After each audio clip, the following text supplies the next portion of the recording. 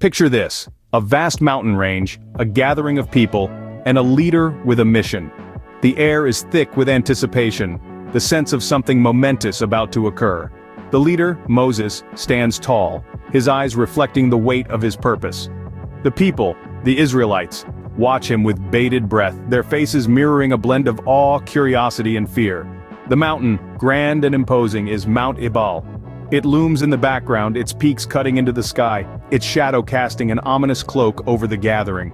This mountain is not just a geographical landmark, it's a symbol, a silent witness to the event that's about to transpire. The event? A proclamation of 12 curses. The mere mention sends a shiver down the spine, doesn't it? The stakes are high, the tension palpable, and so, under the shadow of Mount Ebal, a dramatic event is about to unfold. Moses, the leader of the Israelites, had a divine directive. Imagine being entrusted with a task of such magnitude, a command straight from God. Our story takes us to the time when the Israelites were on the brink of entering the Promised Land. Moses, their steadfast leader, was given a set of instructions that would shape the destiny of his people. It was a task of paramount importance. God instructed Moses to inscribe his laws on large stones and place them on Mount Ebal. Now, you may wonder, why Mount Ebal? This was not a random choice. Mount Ebal was to be the site of a significant ceremony, a ceremony that would solemnize the covenant between God and the Israelites. The stone tablets, inscribed with the laws, were to serve as a lasting testament to this covenant. But the instructions didn't end there. Moses was also told to gather the 12 tribes of Israel at Mount Ebal. Each tribe had a role to play in this grand ceremony. They were to proclaim 12 curses, each one corresponding to a particular transgression of God's law. This was not just for dramatic effect. Each curse was a solemn reminder of the consequences of disobedience, a deterrent against straying from the path of righteousness. The stakes were incredibly high. God's laws were not just rules to be followed. They were the cornerstone of the Israelites' identity, their moral compass, and their guide to living a righteous life. Disobeying these laws meant not only incurring God's wrath, but also losing their unique identity as God's chosen people. So there they were, at the foot of Mount Ebal, with the inscribed stones serving as a monumental backdrop. Moses, the faithful servant of God, had delivered the instructions. The tribes of Israel, each one aware of the gravity of the situation, were ready to play their part. The stage was set, the instructions clear, and the Israelites ready for a ceremony that would echo through history. One by one, the tribes stepped forward, each to utter a curse. The air was filled with a sense of gravity, as each tribe had a heavy obligation to fulfill. The first tribe stepped forward. The curse pronounced was against anyone who would make an idol, a carved or cast image, an abomination to the Lord. This corresponded directly to the second commandment, which forbids idolatry. This curse served as a stern reminder of the importance of worshiping God alone, and not any man-made idols.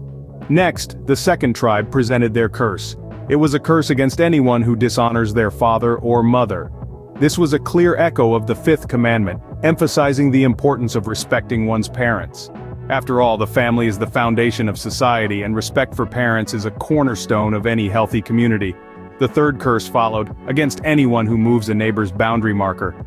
This relates to the commandment against stealing. This curse served to underscore the importance of honesty and integrity, especially when it comes to property and ownership. Then came the fourth curse, against anyone who leads the blind astray on the road. This curse was a metaphorical reference to the commandment against bearing false witness. It underscored the significance of truth and fairness in our interactions with others. The fifth curse was against anyone who distorts the justice due to the stranger, the orphan, and the widow. This curse corresponded to the commandment to love one's neighbor as oneself. It emphasized the importance of justice and fairness, especially towards the most vulnerable members of society. Finally, the sixth curse was against anyone who lies with his father's wife. This curse echoed the commandment against adultery, reminding all of the sanctity of marriage. Halfway through, the air was thick with anticipation. What would the remaining curses reveal? Each curse served not only as a warning but also as a mirror, reflecting the values and principles that were held dear. And as each curse was proclaimed, the tribes were reminded once again of their commitment to uphold these values and principles. So, what lessons would the remaining curses hold? Onwards they went, each curse more profound than the last.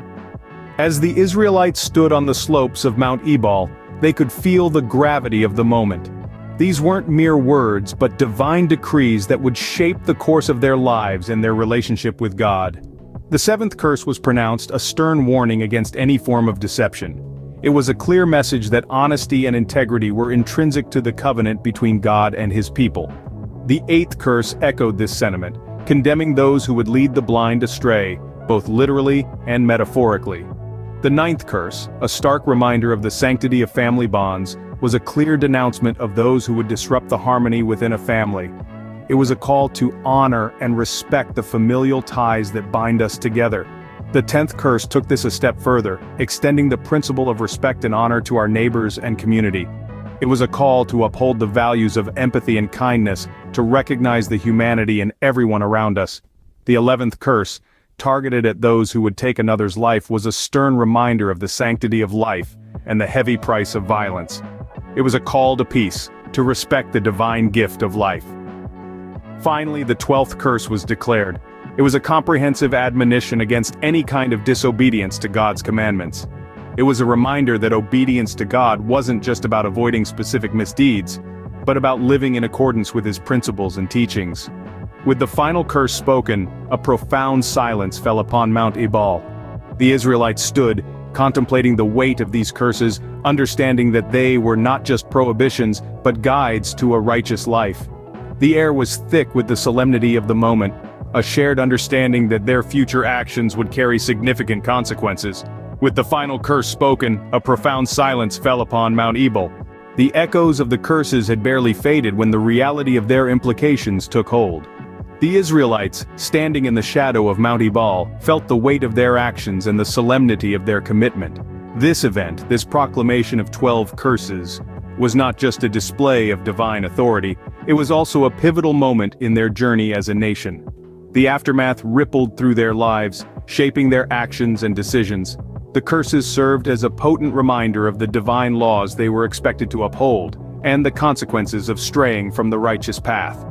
As we delve deeper into biblical history, we find that this event echoes through the generations, shaping the narrative of the Israelites. The impact of these curses was not just immediate, it was enduring, influencing the course of their history, and leaving an indelible mark on their collective consciousness. And so, under the watchful gaze of Mount Ebal, the Israelites bore the weight of the 12 curses. The echoes of Mount Ebal's curses resonate even today. These ancient proclamations, set in the heart of Deuteronomy, are not mere relics of a bygone era.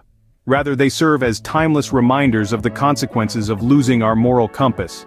Each curse speaks to a principle, an ethical guideline that is as relevant today as it was thousands of years ago. From honoring our parents, to treating each other with kindness and respect, these principles are the bedrock of any thriving society.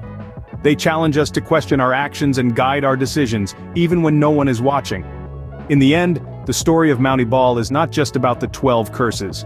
It's a call to introspection, a call to uphold the moral and spiritual values that bind us together as a community. What do you think about the 12 curses on Mount Ebal? How do they resonate with you today? Please share your thoughts in the comments below.